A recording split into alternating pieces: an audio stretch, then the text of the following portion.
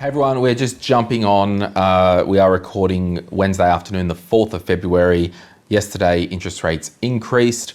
Overnight as well, there was some chatter coming out of Canberra with some anonymous sources saying that CGT discounting maybe on the chopping block for investment properties in the May budget. John texted me this morning and said, hey, do you want to do a talk about interest rates on the show today, because we record on Wednesdays? And I said, well, let's just do a 15-minute little update. Yep. And we'll get out this afternoon. Opinion piece? Opinion piece, if you will. Yes. We've both got opinions, don't we? We have. So before I throw to you, John, yesterday, if you haven't heard, the official cash rate was increased to 3.85% by 25 basis points, if you want to be elite and say basis points, or 0.25%. That will basically, I've got emails from my banks already, and they'll be effective pretty soon. If you are watching on YouTube, we'll put up on the screen what it means for you with some standard mortgages from $450 up to $1 million. For example, if you've got a $700K mortgage, you're probably looking at extra $25, $26 a week. If you're listening to the podcast, there's a thing on our Instagram with that, and it is probably worth also saying if you've got savings, you will probably receive more of a interest rate from your savings account at some point. Banks and institutions aren't usually too fast to pass that on the other way. That'll come secondary, won't it? Yeah, so I think I want to say to you, John Pigeon, and if you're new here, John hosts the This Is Property podcast. What did you want to talk about specifically, or did you want to, I don't know, run a few things up the flagpole? What are you seeing out there in property land with home buyers and investors? Depends on which side of the fence you're on. If you're a baby boomer that's got no mortgage and have a lot of cash in the bank, then you've had a win yesterday. If you're a mortgage holder or someone that's looking to get into a mortgage for the first time, or investors, then you've taken a little bit of a hit.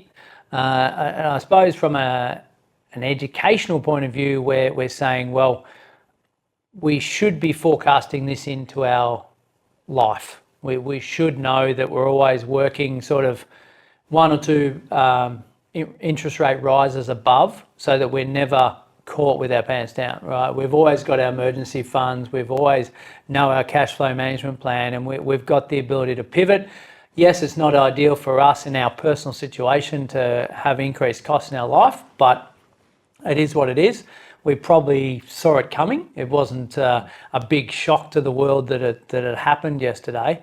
And I think May is when they meet again. There will be no surprise if there's another rate rise again then. Yeah, and part of the, I guess, media pack that was given, I had a quick look before we hit record, and again, if you are watching on YouTube, sorry that we're both wearing shorts and you can see our white legs in some of the shots, but I didn't plan to do this little episode today. And already dressed when the statement came through. Yeah, and this is the first time I've actually used this studio myself. There you go. So, I think it's quite clear that the board are looking at data through and projections from now until the end of the year, where inflation will not come off again until end of the year, which means there probably will be another rise at some point in the new year, in this year. It's also important to say, I want everyone to just zoom out and have a look. We are still relatively in low interest rate times, which doesn't help if you don't have a spare $30 a week. Yeah. But zoom out and just really look at what you can control. Yeah, you would probably say anywhere from 6 to 7 is about normal, right? Over the journey, wouldn't you? And you've got teen kids, don't you? I do, and they'd be cringing if they ever tuned in. But ever since I've started investing, I don't think I've seen anything too much above 7. But yeah, it always, the conversation with the baby boomers around this time is, oh, but I went through 17%, you'll be fine, sort of thing. You're right, it's all personal, and it's like, well, I've either got the money or I haven't. But I think the message out there for those that want to invest or buy your own home is forecast these little things into our life, regardless of what the buyer sentiment is or what the government's saying or what the media's saying. We've just got to factor these little increases into our life. And I think it's important, just as a 101 explainer, like if you're new to this money world and you're like, well, how does it all work? If I was trying to explain this to a 10-year-old, I don't have nieces or nephews that are 10, but whatever. What effectively happens is if the economy is potentially moving too fast, AKA lots of spending, inflation is the actual killer, right? The Reserve Bank of Australia really has, when they consider the monetary policy, they've really got one lever that they can pull, and that is to increase interest rates, which effectively means if there is spending going on in the economy and everything's moving fast, we can slow it down, because if we increase interest rates, people won't be spending as much. Like, okay, can I just go there? You can. Can I finish my little... You finish there and we'll go back to there. Yeah. Now, I don't want to get into the weeds right now for the sake of time and the niche geekiness of this, but there will be people jumping through the screen talking about government spending into the economy that causes the inflation, which then causes the interest rates to increase. But conceptually, if you are a new listener to the money world, I just want you to understand from this episode today, things really, really fast need to slow down. One lever that we have is putting the brakes on, which is interest rate increase. Now, the other way, remember when COVID happened and there was fear and no one was spending and it was scary and things weren't moving along? We decrease the official cash rate. So we're not spending as much on our debt, which means we've got more money to spend out there. But there are other layers like business confidence and, as I said, government spending and whatnot. But I just want people to understand that's kind of what's going on at a real basic level. Yeah, no, now, it's a good analogy. And then before I throw to you, because I will go back to your point, the Reserve Bank of Australia is an independent board or body set up, and the Monetary Board has 9 people, and they meet 8 times a year, and they look at all the data. And we'll put some things on the screen at the moment about the press release from yesterday, and you can have a read of that.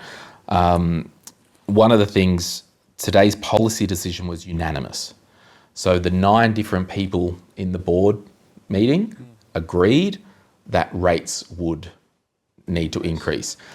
A couple of things as well. In recent times, it has changed where the governor or the chair, Michelle Bullock, she's now doing a press conference after the decision on the Tuesday. So there's a little bit more visibility there. But for the sake of time, I was going to look into the weeds at whatever. But if you are wanting to geek out, the media release, I've got it here. It pretty much says everything. But yeah, so before we go to the CGT stuff, when I said around that, we increase rates, so I'm spending less on my Guzman Gomez meal, which is going to bring everything down. What did you want to jump in with that? Yeah, so first of all, our inflation is higher than most other countries right now. Yep. So if we're looking to opinions and thoughts, I think we went back. If we go back to COVID, you mentioned we had so many rate cuts. I think we went too far with that. Yeah. Right. I'm not an economist, or I'm just here a bloke with an opinion. But I think we went too far, which means we've now got to come back the other way. Yeah. No one else in the world's doing that right now. Yeah. So maybe that's questionable. And we will say that the target band for inflation with the Reserve Bank of Australia is around that 2 to 3%. Yeah. And at the moment it's 3.8% from the end of last year. It's too high. And there's talk that may take 18 months to bring back. Yeah. And the thing I don't get with inflation is just what's taken into account and what isn't. Yeah. Because we've got house growth that's out of control at the moment. That's has they some look, impact. they actually, when you look at headline inflation and they've got all these different baskets of inflation, Yes. they will strip out the noise.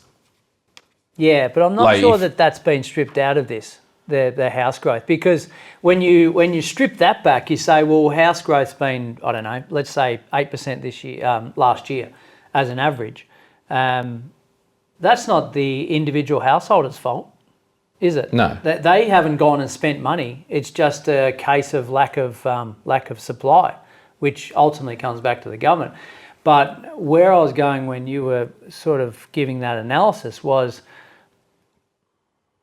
inflation or putting up interest rates is hurting the person with the mortgage. That's right. And that's Right. the whole problem with this whole thing. So 30% of owner-occupiers in Australia, give or take, have no mortgage. Yeah. So they're waking up today winning, still spending money, arguably not doing anything for the curbing of inflation. So they get away scot-free. If they're the majority spending the money in the country right now, we're affecting the wrong person. Yeah, but that whole thing is cooked every way you look at it in every area. So let's have a look, for example, income tax. 55% of revenue into the government is from income tax. Yeah. So a lot of people who aren't generating income tax. So again, this middle band of Australia who are working Gets hit. with a mortgage, that middle band, we're getting totally screwed. On both sides, because you see that not only are they getting hit and these people aren't, let's call them baby boomers for now, right? The baby boomers are just away scot-free, haven't been hit by yesterday's announcement. They keep spending, living their life as normal. But also their majority of home ownership as well. So what's happening to house prices going ahead? Those that can't get into the market, they're falling behind. So there's this massive divide that's yesterday's movement, yesterday's decision has actually created a massive divide once more. Yeah, and that's the whole cooked part. You've got the mules of the government's income, 55% of people paying income tax, the mules. Yeah. And a lot of us mules are the ones going through that high mortgage, high expenses, kids. Yeah. Like, it's cooked. It is. And you don't, So this is, okay, so it annoys the hell out of me, as to be much as I'm honest. not Like, prepared for this episode, this is not a bit of a, I always thought it's like, oh, let's talk about the rates. You just want to come on and say the whole system's cooked, rant. regardless of what happened yesterday. Correct. Okay, sure. It's just fortunate if you were born in 1950s, 60s, you're cleaning up right now. Yeah. And that's it. I think, and it probably does go to a segue to some structural things, particularly around this CGT. But yeah, I would just encourage anyone, if you do have a mortgage and you haven't had it reviewed in some time, go back to your mortgage broker. If you have a mortgage broker, hopefully they've reached out to you each year at a minimum to say, look, we've run the flag up the pole. A week ago, we were probably saying most mortgages probably needed a 5 in front of them. In this area or this climate, we're probably going to be clipping now early 6s anyway. Yeah, so interest only generally would have a 6 in front of it for investment. Yeah, but I'm talking primarily home owners. Owner-occs. Yeah. Getting close. I reckon you could still get a 5. Yes. Yeah. But Something. more people are going to be tipping into that 6 now. They should be factoring Like in. the examples that I use, and we'll put them on the screen, was a 5.8% percent home loan tipping over to 605. Yes. Yeah. Okay. That's funny. I know we're strapped for time, but Yeah, I hurry up. accidentally jumped on a current affair last night, and there was a small business owner with a live recording of what the rates were going to do. Right. And of course, they went up and they've gone up by 0.25, which is a standard increase. But the young lady on the show was like, 0.25. Wow, I didn't know it was going to be that high. I'm like, love, that's really the only increase. Like, it's not 0.1. Yeah, well, sending my regards for you for having to watch Current Affair. Yeah, it was accidental. So I did premise that. It's not the worst show on the planet. It is, but I was actually, I was forced to. But anyway, all that to say, we hear you around interest rates. It is what it is. You just got to control what you can control. Yes. And that is just paying more attention to more things. Even, for example, the other day, and I say this as a guy who doesn't really pay much attention to the details in my day-to-day spending, I needed to fill up the Ranger. It was diesel. If I remember, or if I'm just not like, I'll open the fuel app. So there was a 7-Eleven down at Wickham or Carrington down here. Yeah. That was cheaper than by far. Anyway, so I did the numbers based on the litres in the Ranger. Just by planning and having a look and driving literally an extra 1 kilometre, I save like $15. Yeah.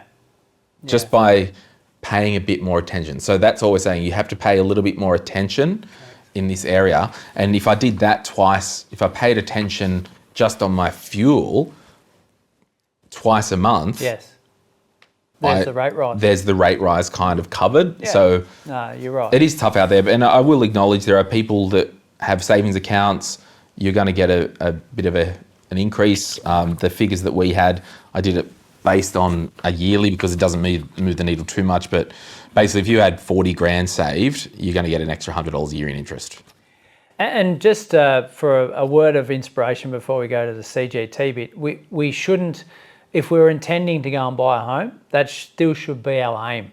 We might just have to change the goalpost slightly. Yeah. But don't lose motivation and incentive to go and do what you're And going I to do. know it's hard, and I know people are going to be offended at me. That's fine. You can be.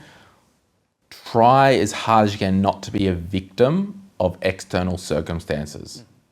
And I know that sometimes external circumstances cause actual grief and issues, but I'm just saying like, oh, I can't, I don't want to get a mortgage because interest rates keep going up. Yeah. No. You want to get a home, let's put a plan in place. Yeah.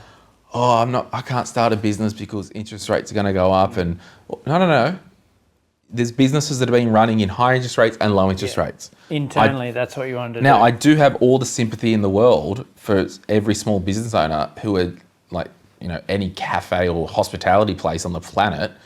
I've got a lot of sympathy because there's such bigger issues. And to be honest, it comes back to energy prices and rent. But anyway, we'll be back right after this, and we'll talk about this CGT leak that came out of Canberra yesterday right after this. If you're after personal financial advice, don't get it from a podcast. But if you want guidance tailored to your situation, head to moneypodcast.com.au and click Get Help. We'll connect you with one of our trusted professionals, financial advisors and mortgage brokers, who work with people right across Australia. No matter where you are, they can help. Now, before we get back to the show, a quick reminder to protect your financial life. That means having income protection sorted. It means having death cover if there's any debt or dependents relying on you.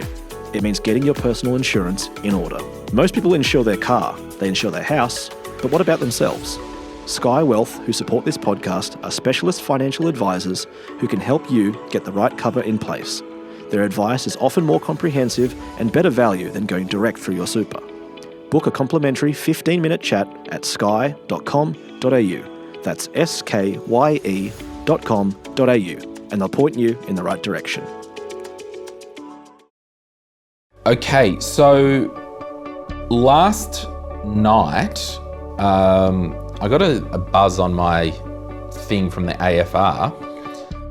Being your phone. My phone, yeah, the AFR app. Full disclosure, I pay for the AFR app. They've run ads on this show before. Phil Coorey, Labor considers changing to CGT discount. Labor considers changes to CG discount as reform budget looms. The government is considering scaling back the 50% capital gains discount for property investors as it prepares for what Anthony Sean, can you just come back in? As it prepares for what Anthony Albanese says will be a significant budget reform in May. With economists, the Greens, unions and some independents and welfare groups all supporting paring back the Howard-era tax break, the government is leaving the door open to revisiting a policy idea it last took the 2019 election. That election, when Bill Shorten was running, that's my running joke on the podcast when people talk about negative gearing and CGT and franking credits, I say, ask Bill Shorten how that went. But to be fair, we're in a new world, John, and the Labor government have a huge mandate and have probably got some political capital that they can literally blow and use to get this over the line. Like, let's be very clear and serious here. Before I throw to you, I just want to read a couple of things. At the end of last year,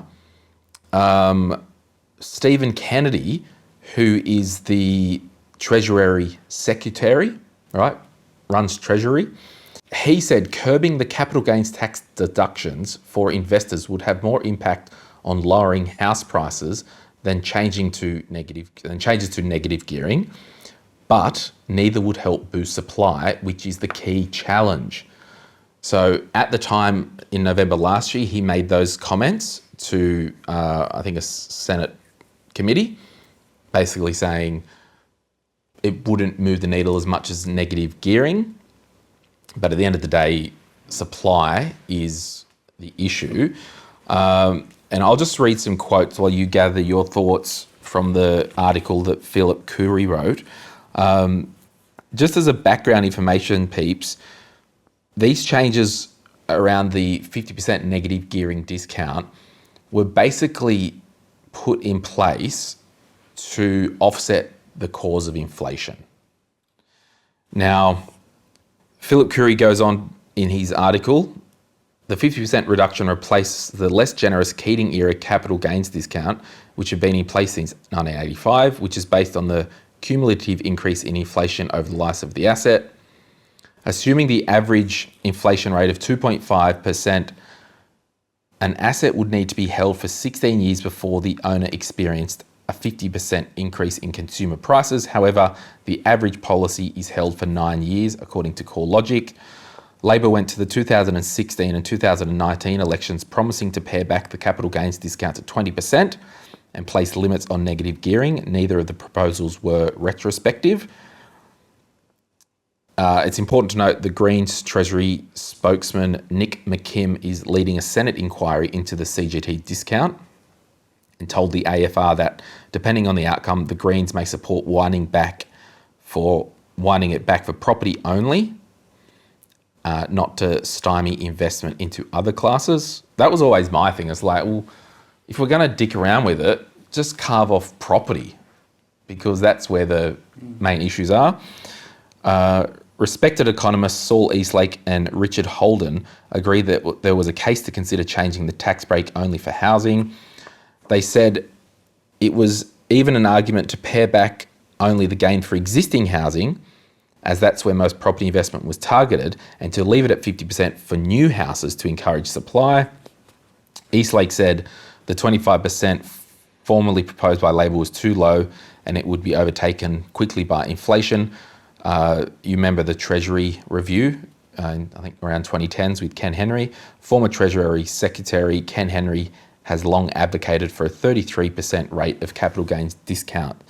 And just finally, Chalmers' comments, who had Treasury examine modifying the CGT deduction in late 2024, as we alluded to. Chalmers, who had Treasury examine modifying the CGT deduction in late 2024, alluded in a recent interview that with economist Joseph Stiglitz for the Monthly magazine. In a repeat of comments he made after last year's economic roundtable, the Treasurer said he was open to tax reforms and addressed that intergenerational unfairness was driven by the property market.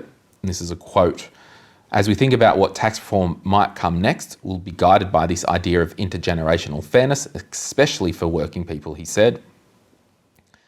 Chalmers said the cost of housing was a defining part of this intergenerational challenge. While we've had a substantial tax agenda, We know that people would like us to do more. From my point of view, I think there is more to do on tax reform, and will be guided by those principles. I think basically Albo is saying we don't want to touch the family home and we don't want to send bad vibes that we're against aspiration. But look, if you want to jump on the AFR, I've just read a heap of the comments by Philip Curry because it was just so succinct. But all that to say, John, we know it's about supply, whatever way you cut it. Like this housing crisis. Yeah. Look at rents, look at purchase prices. Yeah, so, and I'll go to something else that was in the Fin Review late last night as well. It's been released by the Queensland government, which I think's a hell of a lot smarter. This is, well, number one, it's a leak. Whether it's a real deal, don't know. If it comes through... Oh, it would be real. Don't worry about that. When it comes through, is it going to be passed? That's the next thing. Greens are maybe in favour of it. Is it going to fix supply and demand? No. For the poor old tenant, they're going to get left in the lurch as well because they're at the end of the chain and less investors around, less houses to rent, right? So rents are going to increase and the journey continues. So do I like it? No. Am I one of those that would be affected potentially if it's not retrospect? So I don't, like they tried in 16 and 19, 2016, 2019, and it didn't come to fruition. But it was a different political landscape. Different landscape, I get that. Yeah. But they also, like if their sole objective is to increase supply, not going to happen. You know what? I've literally just thought this. We know it's been part of the Labor vibe to make a change like this. Do you think with all the turmoil that's going on with the coalition, they're like, let's have a run at this now? Well, we've got the numbers. Well, not only the numbers, I'm talking about the opposition in turmoil to put together a campaign to really shoot it down. So, because I think, my own view is, I'm not impacted. Sure, if that's, I own properties. you are as an investor. Sure, let me rephrase that. I'm on paper impacted if I sell investment properties, if they implement this and look back, which I don't think they're talking about doing. I think it's going forward. However, if that was the case, I'm going to be okay. But when are they going to wake up and realise that it's not investors that are pushing the house prices? Because attacking the rich and investors is what sells attention. Okay, so attack the rich, you go for the home own as well as the investment, which they haven't got the courage to do. Because if Albo or the Prime Minister of the day came out and said, oh, we're going to dick around with taxing gains on your family home, good luck with his job the next minute. I know. But imagine if you not necessarily put a capital gains tax on it, but imagine you put some sort of land tax on home ownership. How that would change the landscape of housing dramatically. But this whole thing, like, as I said, I do not, like if they're like, oh, do we want to mess around with CGT discounts for property? Sure, give it a try. I'm going to be fine. However, every way you look at it with everything, it all goes back to supply. And even Claire O'Neill said that when I was at the budget thing last year in the roundtable. It's on the recording. It was public. She didn't want to go off the record. Housing Ministry saying this is broadly a supply issue. So I think the vibe is changing a little bit, where I think people in the right office are actually saying, yeah, it's a supply thing. Yeah, but they're moronic to think that this is going to change the supply. Yeah, but you've got to also remember that this might be a measure not to necessarily fix housing prices, but to just get more money in the government coffers for Chalmers' budget. Of course it is. And to keep everyone happy. Yeah. Well, it's not going to change the supply thing. What may change the supply is this, Glenn. Now, I'm not political. I don't care who's in power, what sort of do. Well, you should. Well, I don't really just live and breathe politics, right? Developers are being asked to name state-owned land in Queensland they want to buy, with social and affordable housing mandates scrapped under the government plans to turbocharge the supply of new homes. Now, the government's not afraid, this is the Queensland government, to partner with the private sector to help achieve a goal of 1 million homes by 2044 under new activation land plan. If you know of state land that's sitting idle and unutilised, you can now go to the Economic Development Queensland under this policy and put in an unsolicited proposal to develop that land. That's smart.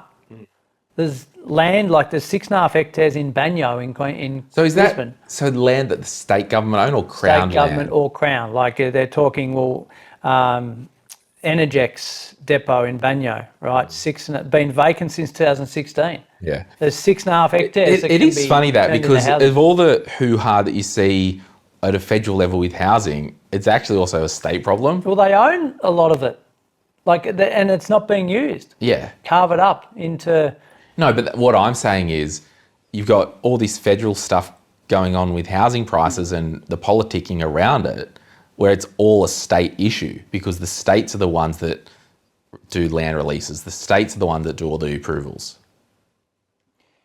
Yeah, I know it is, but it's like it's a collective as an Australian government to say. Didn't South Australia or the federal government commission the South Australian government to build off the brand new homes just for first home buyers? They've got incentives for that to happen. Yeah, I think I saw something flash up. I didn't read it, but yeah, and I think it was a Claire O'Neill tweet or whatever. Yeah, and I will I know they've all that got incentives. Every state's got their new home incentive. And now that the year's back underway, if any of the team at Claire's office, I know you're in my phone somewhere, but if you are watching this, reach back out, because we'll try and I've always meant to get Claire on, but I kind of had a bit of a view where I don't really want to do politicians on the show running up to an election campaign, because I don't know, I just don't think it's like, tacky. I'm not good enough to interview someone to really get the nuance out of them.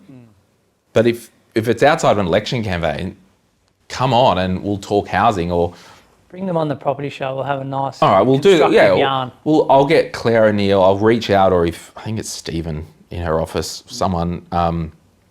Let's get Claire on the property show. You can interview her, maybe with me, and then we'll play it on the main show as well. But anyway, I don't know. I just think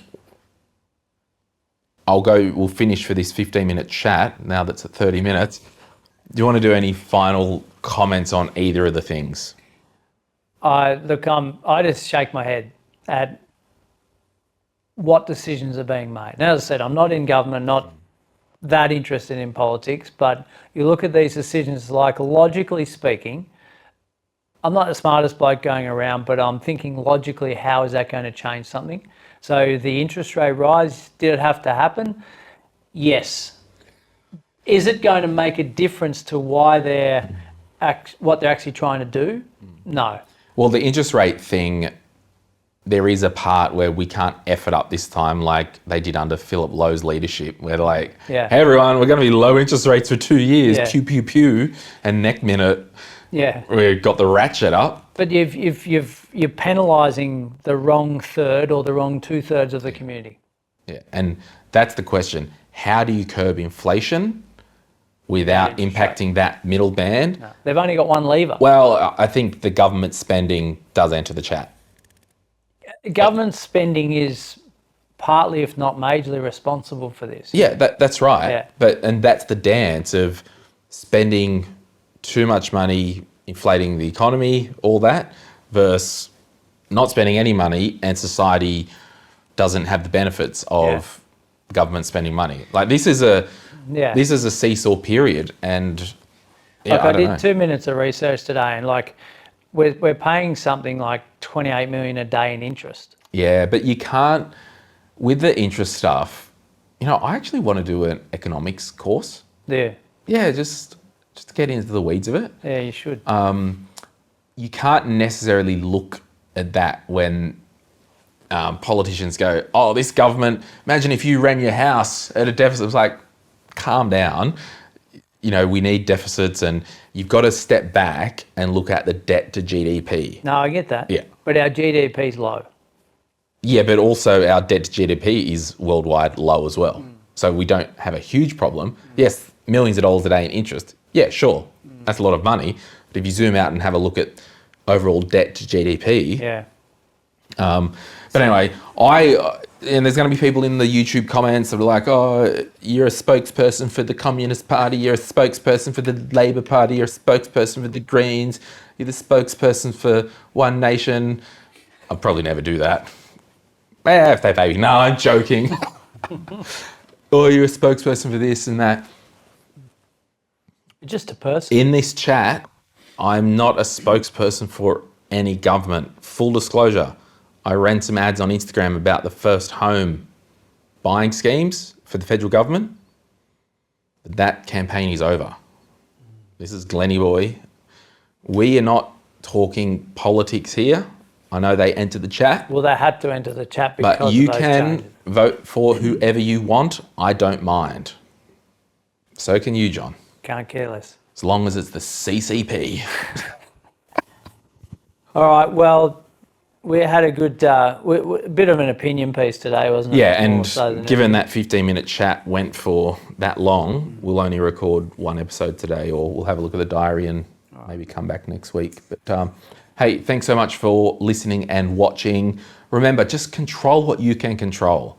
That will remove the most anxiety in your financial life. Do a Venn diagram of everything that overlaps and just put in the middle what I can control. Totally. That's the most worked up I'll ever get about both of those topics. Yeah. All right. Thank you so much for listening and watching. Sorry about the white legs on YouTube, but it's been interesting, John, filming. Might provide some comments. Well, yeah, in this new studio that we have got. And I'll just say as well, a bit of housekeeping. Monday's show with Rach and I, with the shotgun mics, we weren't happy with that audio. The next 2 Tuesday shows, we're using lapels, not going to be that amazing. We're actually going back to a condenser microphone. Just a bit of an update. So thank you for your grace and patience while we try and experiment in real time with our audio gear, just to try and make things as good as possible. My name is Glenn James. Thank you so much for watching. We'll see you soon. Bye.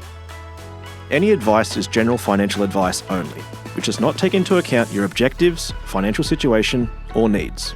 Because of that, you should consider if the advice is appropriate to you and your needs before acting on the information. If you do choose to buy a financial product, read the Product Disclosure Statement, PDS, and Target Market Determination, TMD, and obtain appropriate financial advice tailored to your needs. Simo Interactive Pty Ltd, the publisher of this podcast, and Glenn James are authorised representatives of Money Sherpa Pty Ltd, which holds financial services license 451289.